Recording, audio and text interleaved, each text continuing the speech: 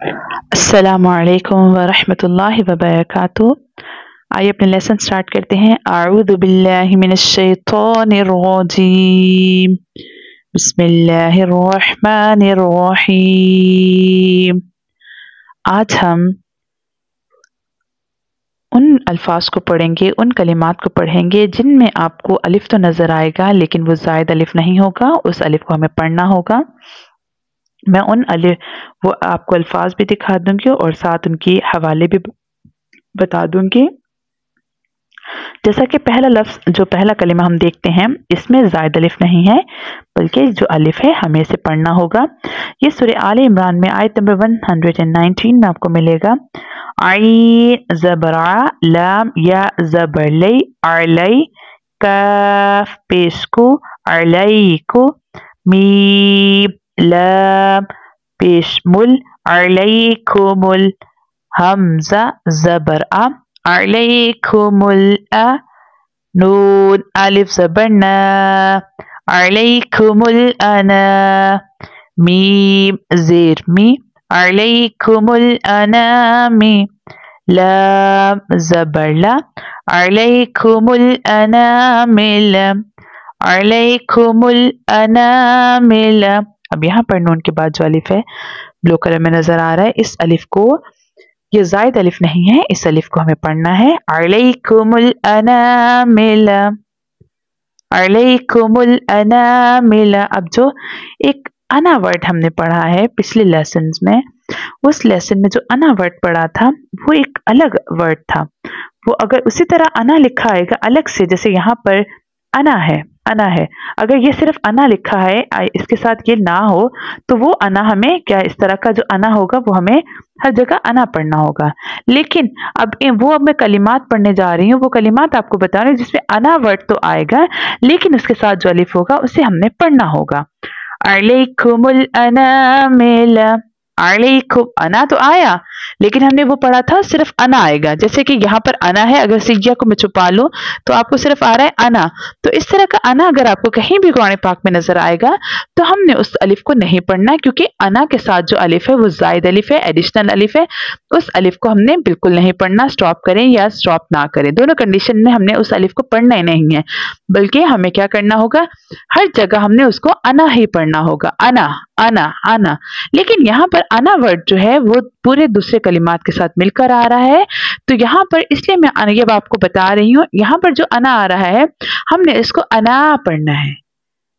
ये उसी वक्त है जैसे ये वर्ड अकेला आए, जैसे यहाँ पर ये जो अना नजर आ रहा है, अगर सिया को छुपा लिया जाए अना, इस तरह अकेला आया तो हमने उसको अना पढ़ना है। लेकिन इस तरह अना पूरे कलिमात के साथ मिलकर आ रहा है तो ये एक, इस नून के साथ जो अलिफ है इस अलिफ को पढ़ा जाएगा। ये एक्स्ट्रा जायद अलिफ नहीं है, एडिशनल अलिफ नहीं है। क्या बन जाएगा, अलैकुमुल अनामिला, हमने पढ़ा अनामिला, इस अलिफ को पढ़ेंगे। नेक्स्ट वर्ड देख लेते हैं, नेक्स्ट कलिमा देख लेते हैं जो कि कुरान पाक में सूरह फुरकान में है, वर्स नंबर 49 में है। हमजा ज़बर आ नून अलिफ ज़बर ना अना सीन या ज़ेर सी अना सी या ज़बर या अना सिया अना सिया अना सिया। अब यहाँ पर ये देखें, अना जो आया है सिया, ये पूरा कंप्लीट वर्ड है, अना सिया। अब यहाँ पर कोई ये नहीं कह सकता ये जायद अलिफ है, क्योंकि जो हमने अना का रूल पिछले लेसन में पढ़ा था उसमें क्या था, सिर्फ इस तरह जो अना है, जैसे सिया को मैं आपको हाइड कर दूं तो जो अना सिर्फ नजर आ रहा है, अगर आपको कुरान पाक में सिर्फ अना नजर आएगा तो हमेशा आपने उसे अना पढ़ना, अना नहीं पढ़ना। लेकिन चूंकि यहाँ पर जो अना है वो दूसरे पूरे कलिमे के अंदर आया है तो इसलिए यहाँ पर ये जायद अलिफ नहीं है, हमें इस अलिफ को पढ़ना होगा। अनासिया अलैकुमुल अनामिला अनासिया।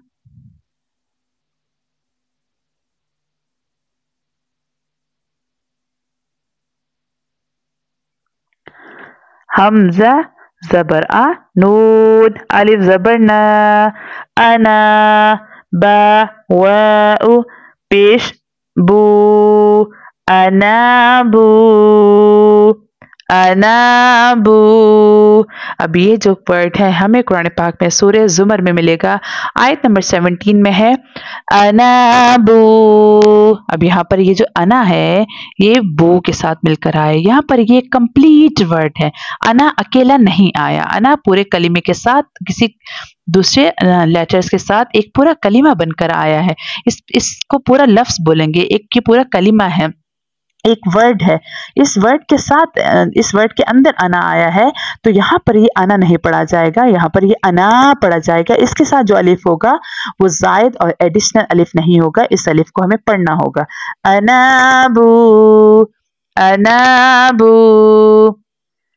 नेक्स्ट देख लेते हैं, जो कि नेक्स्ट अना का वर्ड आया है वो आया है सूरह रहमान में, आयत नंबर 10 में है, और उसमें भी अना जो है, अना किसी एक पूरे कलिमे के अंदर आया है, उसके साथ दूसरे लेटर्स भी हैं, पूरा एक लफ्ज बन के आया है, तो वहां पर भी हम अना नून के बाद जो अलिफ है उस अलिफ को पढ़ेंगे, वो जायद अलिफ एडिशनल अलिफ नहीं है। जैसे कि लाम लाम जेर लिल, हमजा जबर आ लिल आ, नून अलिफ जबर ना लिल अना, मीम जेर मी लिल अनामी लिल अनामी लिल अनामी।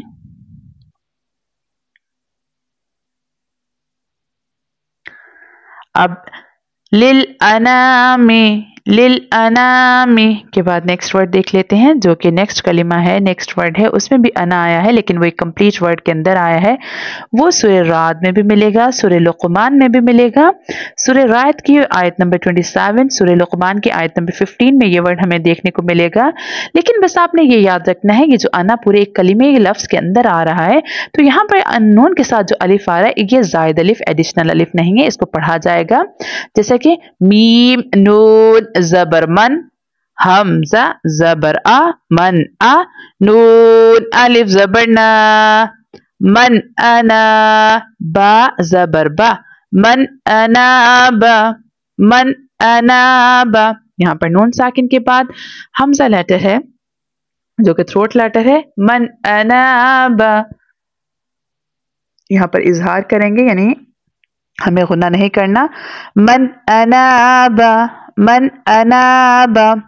आपने ये याद रखना है, आज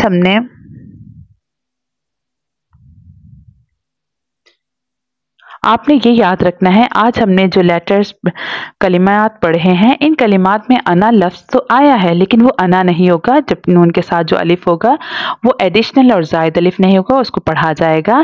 जैसे कि रिवीजन कर लेते हैं अपने लेसन का, अलैकुमुल अनामिल अलैकुमुल अनामिल अनासिया अनासिया।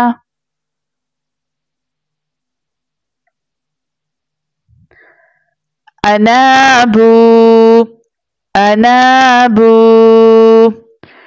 लिल अनामी लिल अनामी। मन अनाबा मन अनाबा। बस आज के लेसन में आपने अपने माइंड में रखना है कि ये वो कलिमात हैं जिनमें अना लफ्ज़ आया है, लेकिन वो एक कलिमे के अंदर आया है, पूरा एक लफ्ज़ बन के आया है, उसके साथ दूसरे लेटर्स भी हैं, उसके साथ आया है, वो एक पूरा लफ्ज़ पूरा कलिमा बन के आया है।